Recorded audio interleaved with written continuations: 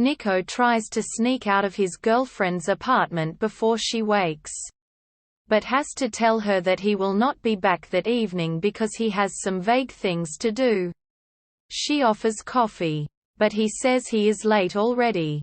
He moves boxes into a new apartment, looking through old photos, and checks his mail. He opens an official letter and realizes he is late for an appointment. The appointment is with a state psychologist, as Nico was caught driving under the influence. In this interview, Nico says he has dropped out of law school. The psychologist messes around with Nico, asks him if he is gay, insecure about his short stature, about the relationship to his parents, altogether leading questions, ultimately deciding not to give him back his license, as he deems Nico unstable. When Nico goes to get coffee in a fashionable coffee shop, he doesn't have enough money.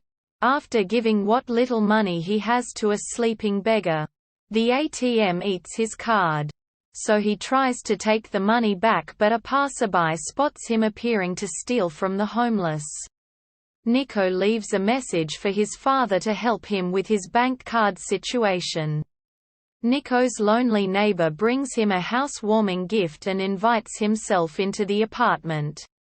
The man talks about his personal problems and eventually weeps, while Nico awkwardly consoles this stranger.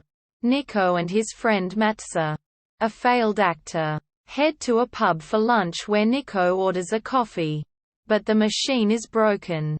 A former classmate named Jalika recognizes Nico and joins the table. Nico does not recognize her, an attractive, slender woman, as she was overweight in school. She says she left that school for a boarding school after a suicide attempt because she was teased for being fat. She insists she had a crush on Nico at age 13. She has become an avant-garde dancer and invites both Nico and Matza to a play that she is performing in later that night. The boys go to a movie set, where Matza's friend is the main actor playing a Nazi officer in WW2 in love with a Jewish woman he shelters in his basement. They hang out in his trailer, and Matza asks whether he might be able to play a small role in the film. While on the set, Nico's father returns Nico's call. Nico says he's in the library studying. His father invites him to play golf. At the golf course, Nico's father introduces him to his new assistant Schneider as "my favorite son."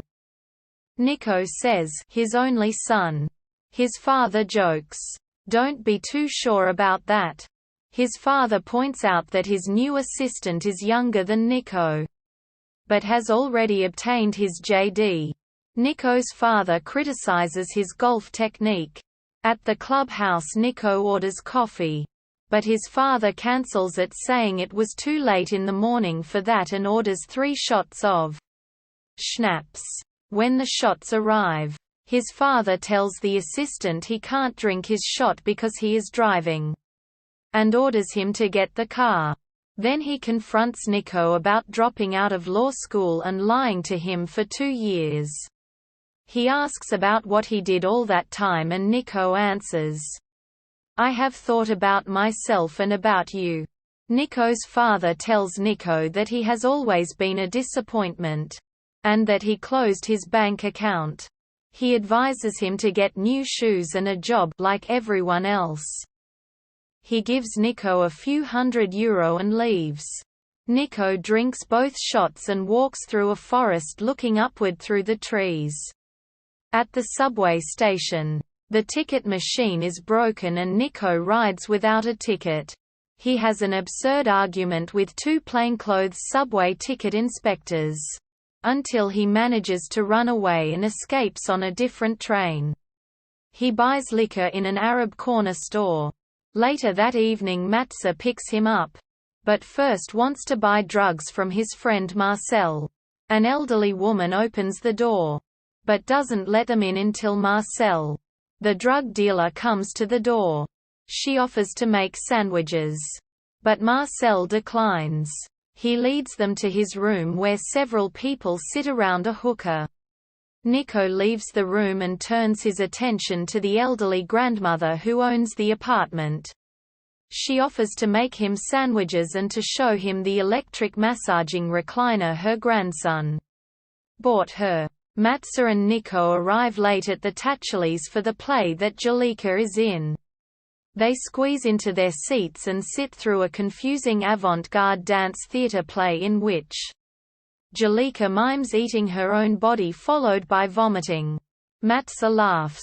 At the cast party, Jalika introduces them to the writer, director who is furious at Matza for laughing through the play. Matza said he thought it was a comedy. Nico leaves the argument to get a breath of fresh air in the street and to smoke, where he is joined by Jalika. 3 drunk men harass Jalika, who talks back, until Nico is punched in the nose. Jalika nurses him back in the dressing room. A closeness develops between the two after both state how the other has changed. Jalika says how he changed from being confident and self-assured. They start kissing and begin to engage in sex, when all of a sudden Jalika insists he say, "I want to fuck the fat little Jalika." Nico becomes uncomfortable. The embracing stops, and Jalika is furious that he stopped, suggesting he still thinks she is too fat. When he tries to explain that he feels awkward about the situation, she yells, "Everybody wants to fuck me," and kicks him out. Nico goes to a bar and orders coffee, but the coffee machine has already been cleaned for the evening. He orders a vodka and beer. An elderly drunk man takes a seat beside him, talking constantly, even though Nico asks him to leave him alone. But the man orders a drink for Nico, wishes him salute, and Nico tolerates him. The man insists he can't understand what people are saying. Nico says it is German. The man laughs, saying he went away for 60 years. Nico asks where. The man says, "Away." He talks about how everything had changed. The very bar they sit in. And the neighborhood. As a small child he was trained to salute Hitler and he witnessed his father smashing the windows of the store that is now a bar. He said he cried because the glass chips meant he could no longer ride his bike there. The man leaves the bar, only to collapse on the sidewalk. Nico accompanies him in the ambulance to the hospital, where the man eventually dies the next morning. The nurse tells him he had no relatives, and his first name was Friedrich. Nico leaves the hospital as a new day dawns. With shaky hands he finally drinks a cup of coffee in a diner.